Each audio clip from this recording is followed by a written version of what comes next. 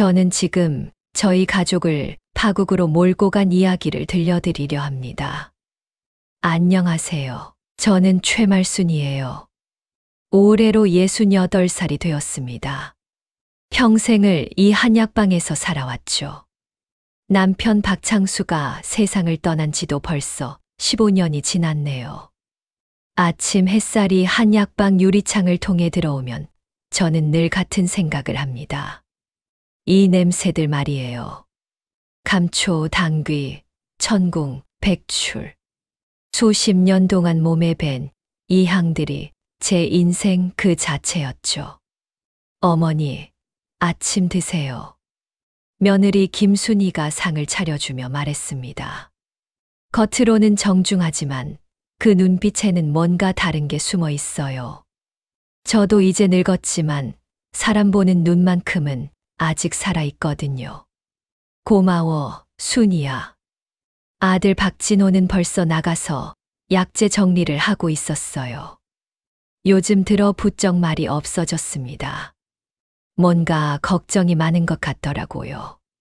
할머니, 학교 가요. 손녀 박지민이 책가방을 메고 인사했습니다. 15살인 이 아이만이 제게 진짜 마음을 보여주는 것 같아요. 하지만 최근 들어 이 아이마저 뭔가 어색했습니다. 한약방 지하에는 특별한 창고가 있어요. 남편이 평생 모아둔 귀한 약재들이 보관되어 있죠. 녹용, 산삼, 우황. 어떤 것들은 정말 값을 매기기 어려운 것들입니다. 오전 내내 손님들이 오가며 약을 지어갔어요. 감기약을 지으러 온 김 아주머니, 허리 아픈 이웃 할아버지.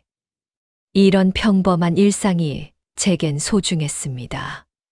점심때가 되자 진호가 들어왔어요. 어머니, 잠깐 얘기 좀 해요. 목소리가 평소와 달랐습니다. 뭔가 중요한 얘기가 있는 것 같았어요. 무슨 일이야? 그게 사업이 잘 안 되고 있어서요. 진호는 몇 년 전부터 한약방 말고 다른 사업도 시작했거든요. 건설업 쪽에 손을 대었는데 요즘 경기가 안 좋다더니만. 순이도 옆에 앉으며 거들었어요. 어머니, 솔직히 말씀드리면 빚이 좀 많이 쌓였어요. 그 말을 듣는 순간 가슴이 철렁했습니다. 하지만 티 내지 않으려고 애썼어요. 얼마나? 한 2억 정도 될 것 같습니다. 2억이라니 어마어마한 돈이었습니다. 한약방 수입으로는 평생 갚기 어려운 금액이죠. 그래서 어떻게 하자는 거야? 순이가 조심스럽게 말했습니다. 지하 창고에 있는 약재들 한번 정리해보면 어떨까요? 그 순간 저는 알았어요. 이것이 시작이라는 것을 말입니다. 세상에 공짜 점심은 없다고 했는데 며느리의 친절도 마찬가지였나 봐요. 저녁이 되어 지민이가 학교에서 돌아왔을 때 집안 분위기는 무거웠습니다. 아이도 눈치를 챘는지 평소보다 조용했어요. 할머니, 오늘 왜 이렇게 조용해요? 아무것도 아니야, 지민아. 하지만 제 마음속에서는 경보가 울리고 있었습니다. 평생 이 세상을 살아오면서 터득한 감각이 있거든요. 위험이 다가오고 있다는 느낌 말입니다. 밤이 되어 혼자 방에 누워서 생각했어요. 지하 창고의 약재들은 정말 귀한 것들입니다. 남편이 평생에 걸쳐 하나하나 모은 것들이죠. 하지만 그것들보다 더 중요한 건 따로 있어요. 아무도 모르는 비밀이 하나 있거든요. 창밖으로 달빛이 들어왔습니다. 불안한 마음에 잠이 오지 않았어요. 내일부터 뭔가 달라질 것 같은 예감이 들었습니다. 다음 날 아침부터 분위기가 이상했습니다. 진호와 순이가 무슨 얘기를 하다가 제가 부엌에 들어가니까 갑자기 입을 다물더라고요. 무슨 얘기해? 아, 별거 아니에요, 어머니. 순이가 어색하게 웃으며 대답했습니다. 하지만 그 미소가 예전과는 달랐어요. 뭔가 계산적인 느낌이었죠. 오후에 진호가 혼자 찾아왔어요. 어머니, 지하 창고 좀 같이 내려가 볼까요? 갑자기 왜? 약재들이 얼마나 되는지 한번 확인해 봐야겠어요. 불안한 마음으로 따라 내려갔습니다. 지하 창고는 제가 남편과 함께 만든 특별한 공간이에요. 습도와 온도를 일정하게 유지해서 약재가 상하지 않도록 했죠. 진호가 하나하나 약재를 살펴보더니 한숨을 쉬었어요. 어머니, 이것들 정말 값어치가 있는 거 맞죠? 당연하지. 내 아버지가 얼마나 공들여 모은 건데. 그럼 이걸로 빚을 갚을 수 있을까요? 그때 뭔가 섬뜩한 느낌이 들었습니다. 아들의 눈빛이 평소와 달랐어요. 돈에 대한 절망과 욕심이 뒤섞인 그런 눈빛이었죠. 진호야, 너 지금 뭘 생각하고 있는 거니? 어머니, 죄송해요. 하지만 다른 방법이 없어요. 위층에서 순이가 내려왔습니다. 어떠세요? 정리 좀 되겠나요? 생각보다 많네요. 이 정도면. 진호와 순이가 눈빛을 주고받았어요. 그 순간 저는 확신했습니다. 이 둘이 뭔가 계획을 세우고 있다는 것을 말이에요. 저녁 식사 시간이었습니다. 지민이가 늦게 들어왔어요. 어디 갔다 와? 친구 집에서 공부하고 왔어요. 평소 같으면 할머니 옆에 앉는 아이가 오늘은 엄마 옆에 앉더라고요. 이상했습니다. 지민아, 할머니한테 와서 앉아. 아, 네. 아이가 망설이며 제 옆으로 왔어요. 하지만 뭔가 어색했습니다. 평소처럼 제 팔에 기대지도 않고 밥도 제대로 먹지 않았어요. 무슨 걱정 있어? 아니에요, 할머니. 하지만 지민이의 눈이 자꾸 엄마를 의식하고 있었습니다. 뭔가 말을 하고 싶어 하는 것 같으면서도 망설이고 있었어요. 밤이 되어 진호 부부가 방에서 이야기하는 소리가 들렸습니다. 문이 닫혀 있어서 정확히는 들리지 않았지만 목소리 톤으로 봐선 중요한 얘기를 하고 있는 것 같았어요. 다음 날 새벽 화장실에 가려고 일어났는데 부엌에서 순이가 전화하는 소리가 들렸습니다. 네, 알겠습니다. 그럼 내일까지. 네, 준비하겠습니다. 누구와 통화하고 있는 걸까요? 새벽 5시에 말입니다. 아침에 순이가 제게 물었어요. 어머니, 지하 창고 열쇠 어디 있어요? 왜? 청소 좀 하려고요. 오랫동안 안 들어갔더니 먼지가 많을 것 같아서. 이상했습니다. 순이가 청소에 관심을 보인 적이 없었거든요. 특히 지하 창고는 더더욱이요. 내가 직접 할게. 아니에요, 제가 할게요. 어머니는 무겁죠. 순이가 좀 강하게 말했어요. 평소 공손한 모습과는 달랐습니다. 그날 오후 저는 우연히 순이가 누군가와 통화하는 걸 들었어요. 네, 맞아요. 창고가 지하에 있어서 환기도 잘 안 되고. 네, 그래요. 환기 얘기를 왜 하는 걸까요? 갑자기 등골이 서늘해졌습니다. 사흘째 되는 날, 순이의 태도가 확연히 달라졌어요. 예전처럼 공손하게 말하지 않고 좀 더 직설적으로 나오기 시작했습니다. 어머니, 솔직히 말씀드릴게요. 이 상황에서 약재 좀 정리하는 게 어때요? 정리가 뭔 정리야? 팔아서 빚을 갚자는 얘기예요. 제가 펄쩍 뛰었죠. 그건 내 아버지 유산이야. 함부로 건드릴 수 없어. 하지만 어머니, 현실을 봐야죠. 진호가 부도나면 한약방도 문 닫아야 해요. 순이의 목소리에 날이 서 있었습니다. 예전에는 이렇게 직접적으로 대드는 일이 없었는데 말이에요. 그때 지민이가 학교에서 돌아왔어요. 엄마, 할머니, 무슨 일이에요? 아무것도 아니야, 지민아. 제가 말했지만 지민이는 분위기를 눈치챘나 봐요. 평소 같으면 제게 달려와서 안겼을 텐데 오늘은 문가에 서서 망설이고 있었습니다. 지민아, 이리 와. 아, 숙제가 많아서 방에 가 있을게요. 아이가 재빨리 자기 방으로 들어갔어요. 뭔가 이상했습니다. 지민이가 저를 피하는 것 같았거든요. 저녁 식사 때도 분위기가 어색했어요. 진호는 계속 무슨 생각에 잠겨 있었고 순이는 제 눈치를 보며 뭔가 말하려다가 그만두기를 반복했습니다. 어머니, 약재 감정이라도 한번 받아보면 어떨까요? 순이가 다시 꺼냈어요. 감정은 왜? 정확한 가격을 알아야 계획을 세우죠. 무슨 계획? 빚 갚는 계획 말이에요. 그 순간 지민이가 젓가락을 떨어뜨렸습니다. 아이의 손이 떨리고 있었어요. 지민아, 괜찮아? 네, 괜찮아요. 하지만 아이의 얼굴이 창백했습니다. 뭔가 알고 있는 것 같았어요. 밤에 화장실에 가려고 나왔는데 지민이 방에서 엄마와 통화하는 소리가 들렸습니다.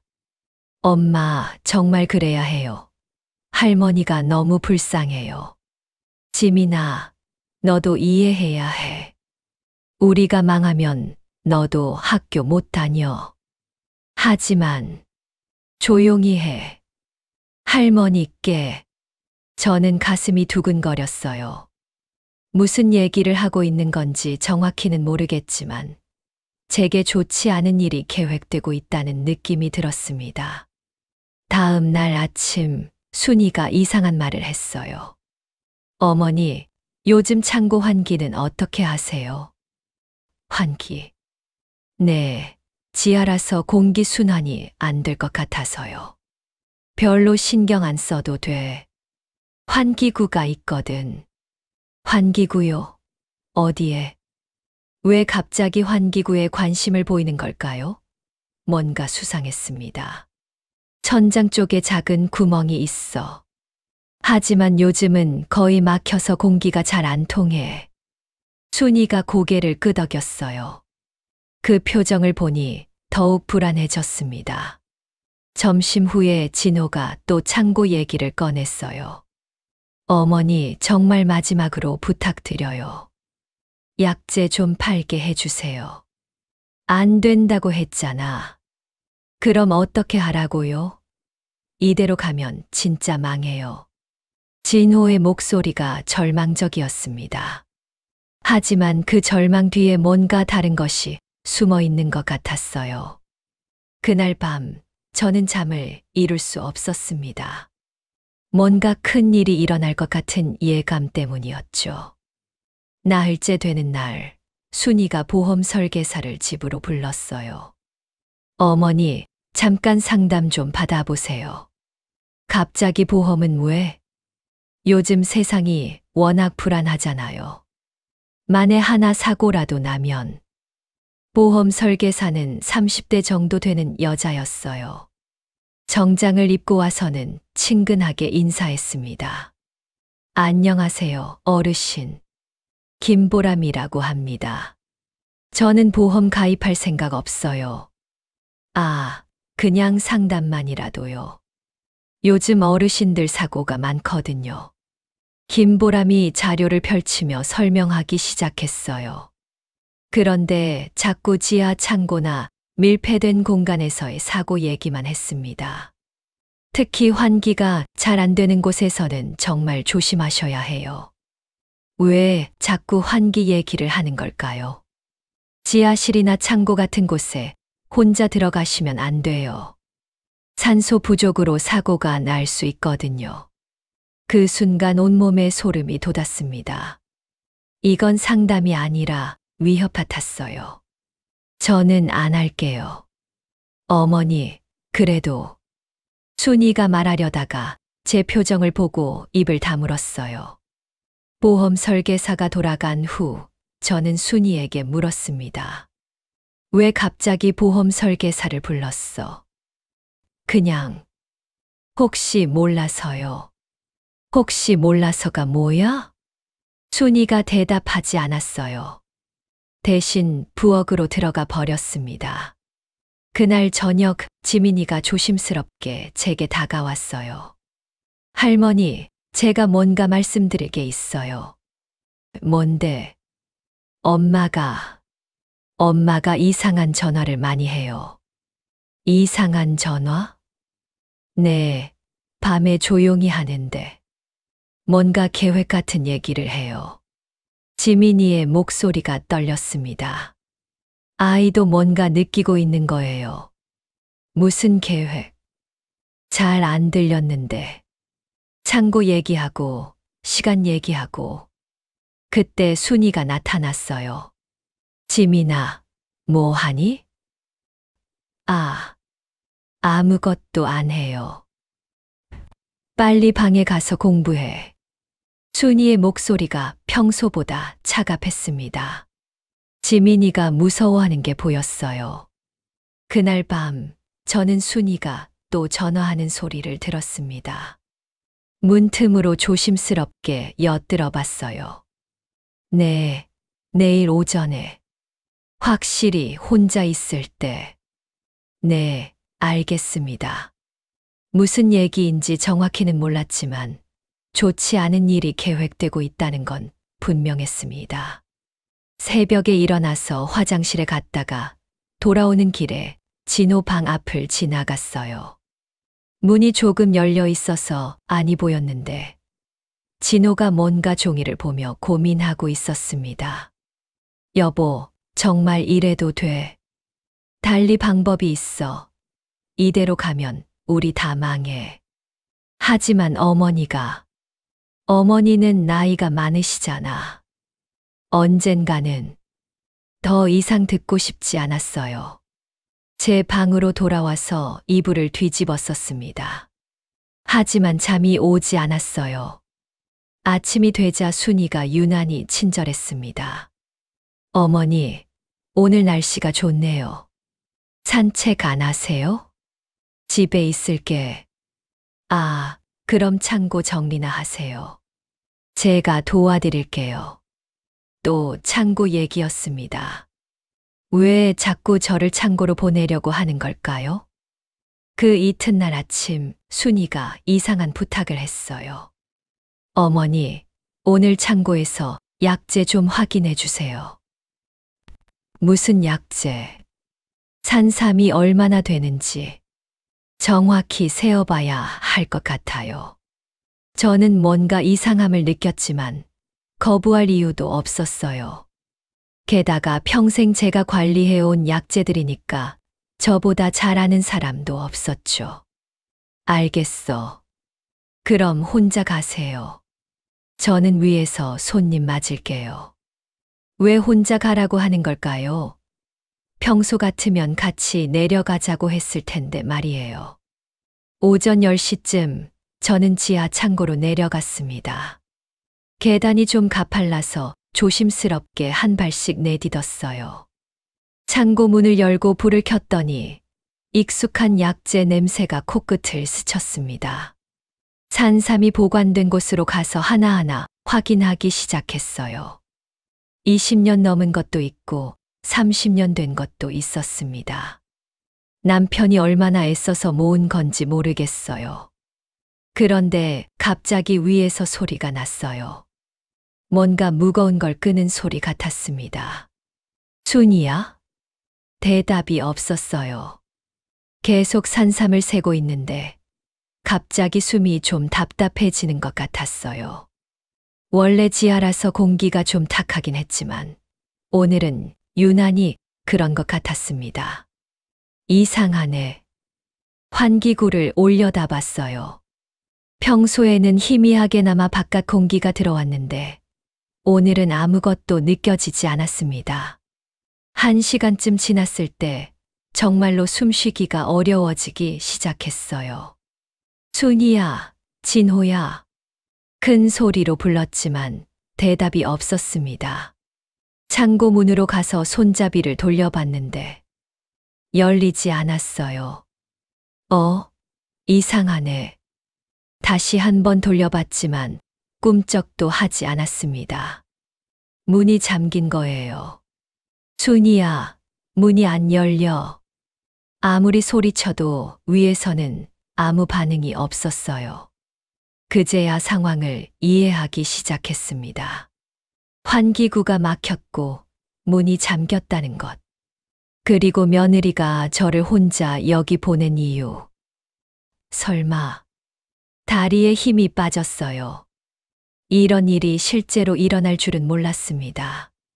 문을 주먹으로 두들겨 봤지만 튼튼한 나무문이라 꿈쩍도 하지 않았어요. 목이 터져라 소리쳤지만 위층에는 아무도 없는 것 같았습니다. 도와주세요. 누구 없어요. 시간이 지날수록 공기가 더욱 탁해졌어요. 숨쉬기가 점점 어려워졌습니다. 벽에 기대어 앉으며 생각했어요. 이게 정말 우연일까? 아니면 계획된 일일까? 순이의 최근 행동들이 머릿속을 스쳐 지나갔습니다. 보험 얘기, 환기구 질문, 창고 정리 요청. 모든 게 연결되어 있었어요. 이런 일이. 숨이 점점 가빠졌습니다. 산소가 부족해지고 있다는 걸 몸이 느끼고 있었어요. 창고에 갇힌 지 2시간이 넘었을 거예요. 공기가 점점 더 무거워지고 있었습니다. 머리가 어지러워지기 시작했어요. 이대로 죽는 건가? 마음속으로 중얼거렸습니다. 평생을 성실하게 살았는데 이런 식으로 생을 마감하게 될 줄은 몰랐어요. 위층에서 발소리가 들렸습니다. 누군가 돌아온 것 같았어요. 도와주세요. 여기 갇혀 있어요. 목이 쉬도록 소리쳤지만 여전히 반응이 없었습니다. 그때 작은 발소리가 들렸어요. 지민이었습니다. 할머니 어디 계세요? 지민아, 여기야. 창고에 갇혀 있어. 할머니. 지민이가 창고 문 앞에 왔어요. 문 너머로 아이의 목소리가 들렸습니다. 할머니, 문이 왜 안 열려요? 밖에서 잠긴 것 같아. 열쇠 좀 찾아봐. 네, 잠깐만요. 지민이가 뛰어가는 소리가 들렸어요. 그런데 잠시 후 아이가 울먹이며 돌아왔습니다. 할머니, 열쇠가 없어요. 엄마가 가져간 것 같아요. 그 순간 모든 게 명확해졌습니다. 이건 우연이 아니라 계획된 일이었어요. 지민아, 엄마 어디 갔어? 아빠랑 같이 나갔어요. 은행 간다고. 이럴 때 나간다고. 제가 창고에 갇혀 있는데 말입니다. 공기가 더욱 희박해졌어요. 가슴이 답답하고 머리가 멍해지기 시작했습니다. 지민아, 119에 신고해. 네. 할머니가 창고에 갇혀서 숨을 못 쉬고 있다고 신고하라고. 하지만 엄마 말 듣지 말고 지금 당장 전화해. 제 목소리가 절박했나 봐요. 지민이가 달려갔습니다. 몇 분 후 아이가 다시 왔어요. 할머니, 신고했어요. 곧 올 거래요. 고마워, 지민아. 그런데 아이의 목소리가 이상했어요. 뭔가 망설이고 있는 것 같았습니다. 할머니, 제가 뭔가 말씀드릴 게 있어요. 뭔데? 엄마가 엄마가 저한테 말했어요. 오늘 할머니가 창고에 가시면 그냥 두라고. 충격이었습니다. 정말로 계획된 일이었던 거예요. 지민아, 너도 알고 있었어. 저는 몰랐어요. 어제까지는 정말 몰랐어요. 아이가 울기 시작했습니다. 엄마가 말하길. 할머니가 나이가 많으시니까 자연스럽게 더 이상 듣고 싶지 않았어요. 하지만 현실이었습니다. 숨이 점점 더 가빠졌어요. 의식이 흐려지기 시작했습니다. 지민아, 할머니가 만약 안 돼요. 할머니 죽으면 안 돼요.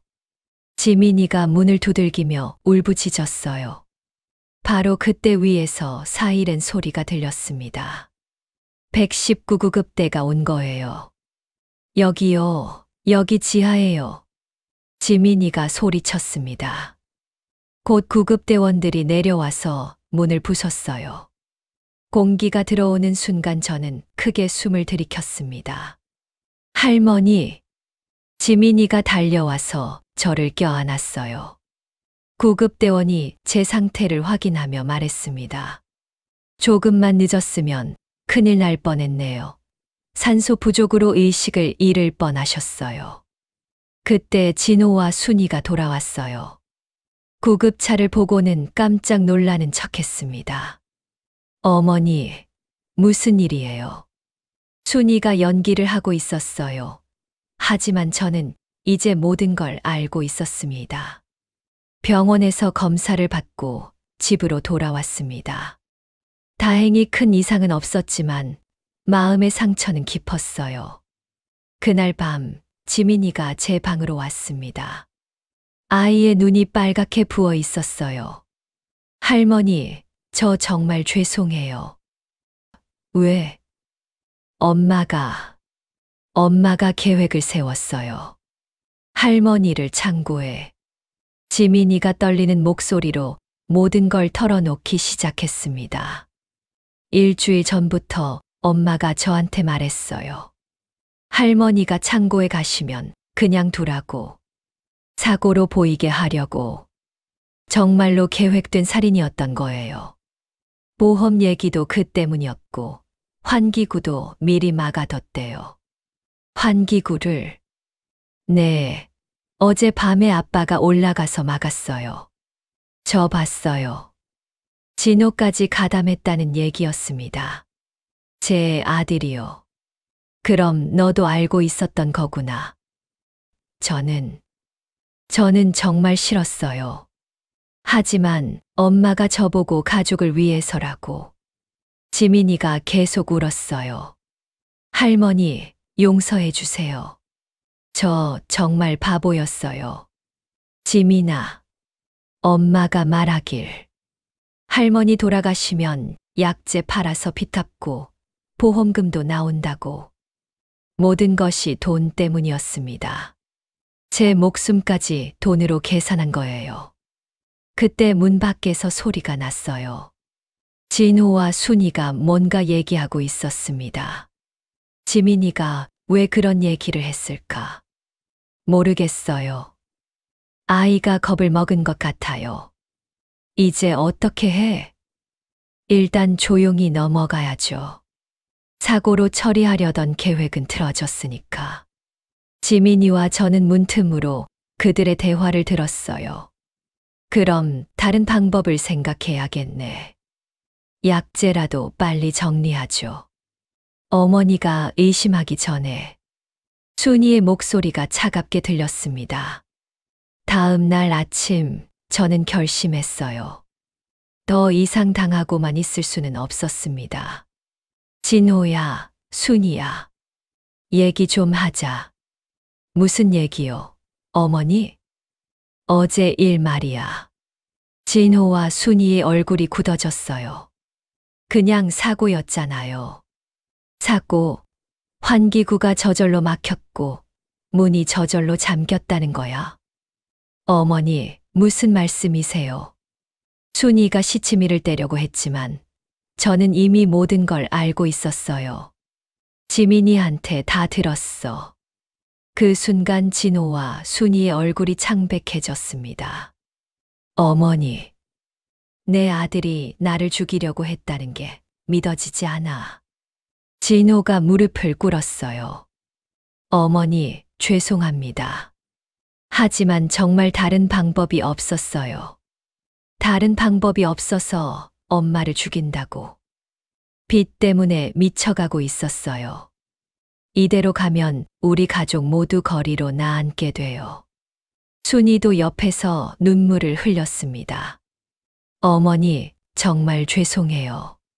하지만 어머니도 나이가 많으시잖아요. 그 말을 듣는 순간 화가 치솟았어요. 나이가 많으면 죽어도 된다는 거야? 그런 게 아니라. 그럼 뭐야? 순이가 더 이상 대답하지 못했어요. 그날 오후 저는 놀라운 사실을 하나 더 알게 되었어요. 경찰이 왔습니다. 지민이가 결국 신고를 한 거예요. 어르신, 상황을 설명해 주시겠어요? 경찰관이 정중하게 물었습니다. 저는 어제 있었던 일을 차근차근 설명했어요.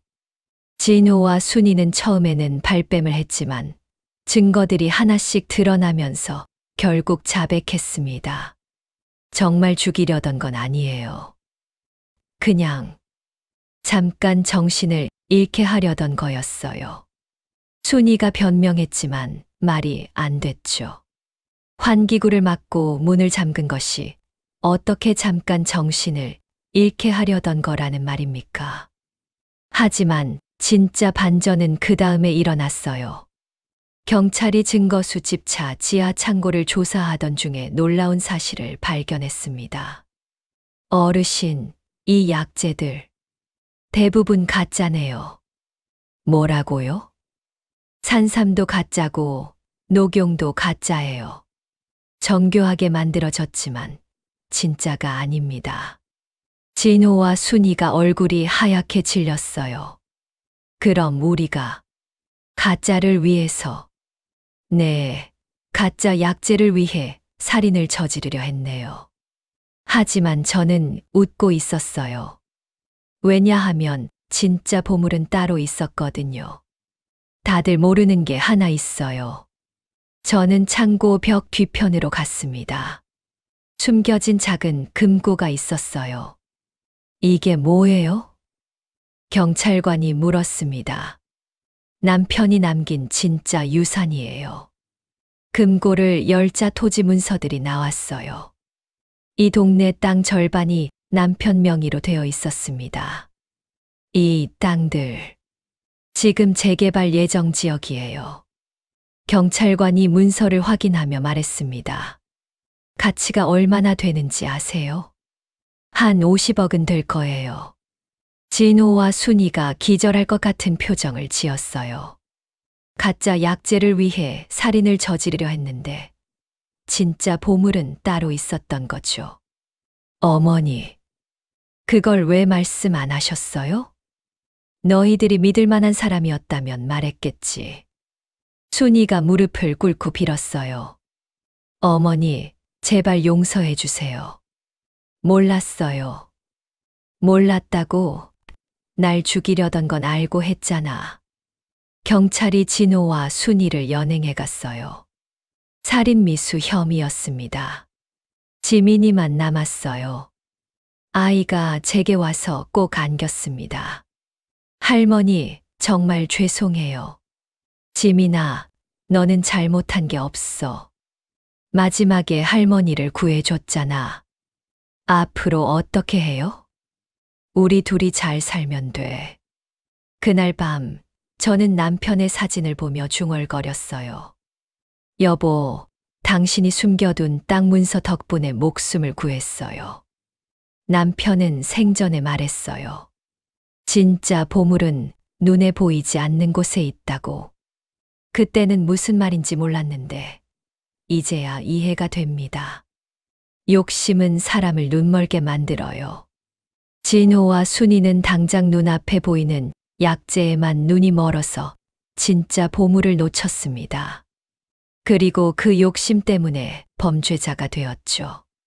며칠 후 재개발 소식이 공식 발표되었어요.